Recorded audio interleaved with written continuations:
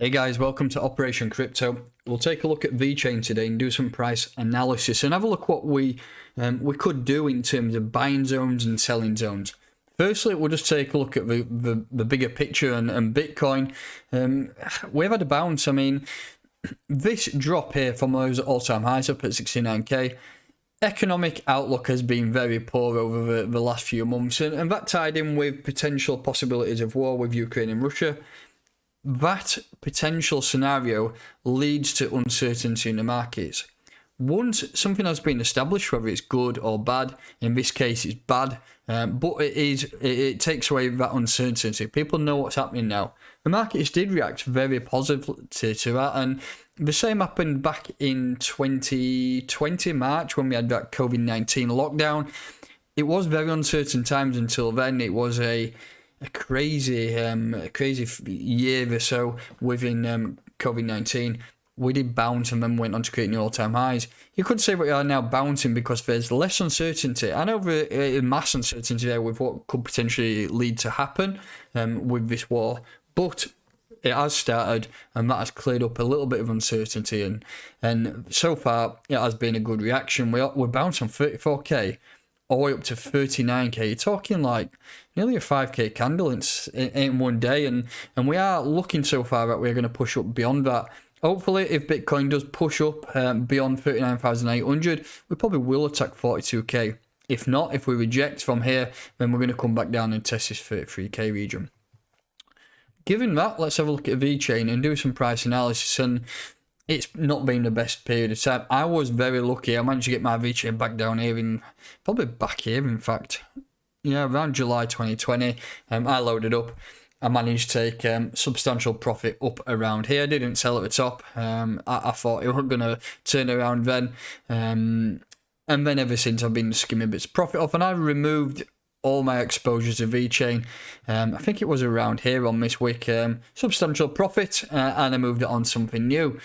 But if the price does allow now, I mean, personally, I think it's a great buying zone. We're currently at 4.6 cent. I'm just waiting out a little bit longer. I mean, I would happily prefer the market in general to bounce and me miss out on some orders. But if we did fail and we did to continue to drop, because so far it's only one candle, it's nothing to get excited about. We're having this area of support here at 4.4 cent. I'm still going to look out for some orders here. So if you look in the past, we have been a resistance area here, and then it was a major support area before it went on to create new all-time highs up there. We've not been down to that level since then. We've had a candle down this region here to around 3.8 cent, but I would still wait out potentially for some orders to fill at 3.4 cent, and I think that would be the bottom piece. I mean, we have got this region here, which I'm going to mark up. This is very, very bearish, but you've got to be bearish in times like this potentially. Look at that area there. I mean, it could just drag it down a little bit. We had a rejection off it there. That's a 2.2 cent rejection there. And then there was a major support area down here. So, bearish scenario here. This is bearish thoughts. If the market does reject here and it's just a couple of green candles relief bounce and the global economic outlook does start to push on a little bit worse, then I would start laddering orders in from 3.4 cent all the way down to 2.2 cent. I do not think it will go any lower than that, and I am hoping that this is a bottom here, because if you look here, every time we've had some candles, we have bounced off it to an absolute beauty. Double bounce there, and look that, we've had no closures below that on the daily time frame for a long time now.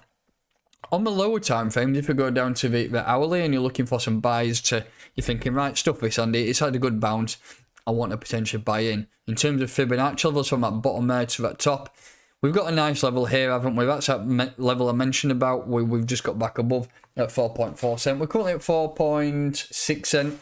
So if you're looking for some buys, potentially I'd look to start loading up here at 4.4 cent. Lad them all the way down to this golden ratio here. I think there's a good chance that you can get some orders filled at 4.2 cent. I think that's a nice area. And if you watch my channel quite often, you would know that the 618 is my favourite area to potentially load up. So that's that covered. That's levels to buy at bearish scenarios down at the bottom, and also levels just to buy in if you're thinking, right, the pump's going to continue. Look from 4.4. all the way down to that 4.2 cent region. So that's a bearish scenario covered. Bullish scenario. If we need to start getting anywhere, we really need to have a good push. And look at all these wicks around this area here. Major support level, and it was a major resistance level here. That's at 5.7, 5.8 cent.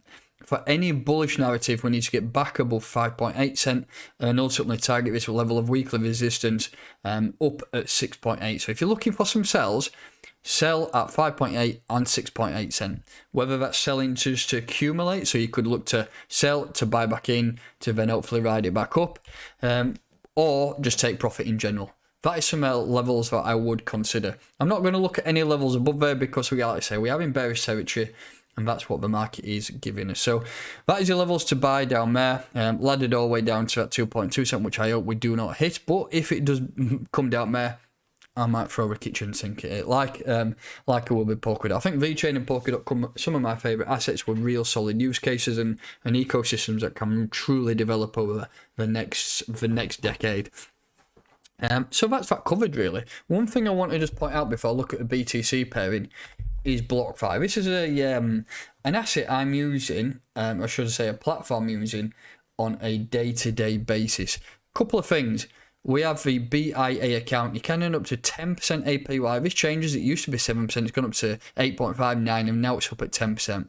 All you have to do is put money into your account, top it up, and then put it into a BIA account, which is an interest account. It accrues daily and then it's paid monthly. There are no hidden fees, no minimum balances, and literally no reason to wait. And then also we have a card which I cannot say at a minute. Here it is.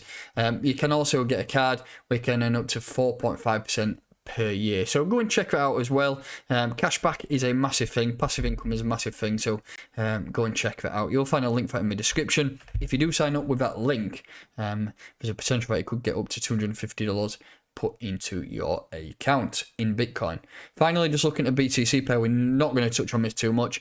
Last time I did this video, I said, look, start laddering orders in from 178 sats down to 127. And the next level is pretty much on it now, aren't we? About 111 sats. If you look at this region here, look at this top wick here where we rejected, support, and we're coming down to it now. So 109 sats is that level personally I would consider buying. For any bullish narrative, we need to get back above this downtrend and get back above this weekly level here at 176 sats. If we do get back above 176 sats, then it can look to 304 sats. But personally, I still think that Bitcoin will go on a rally, whether that's tomorrow, 3 months' time. When it goes on a rally, these altcoins and Satoshi pairs will start to feel the pain, and you'll get some orders filled quite low down. So that's it really. I'm not going to cover too much on the BTC pairing because most people nowadays look at the USDT pairing. That's going to do it. So if you are new to this channel, please make sure that you are subscribed. Hit that like button, and I'll catch you next time.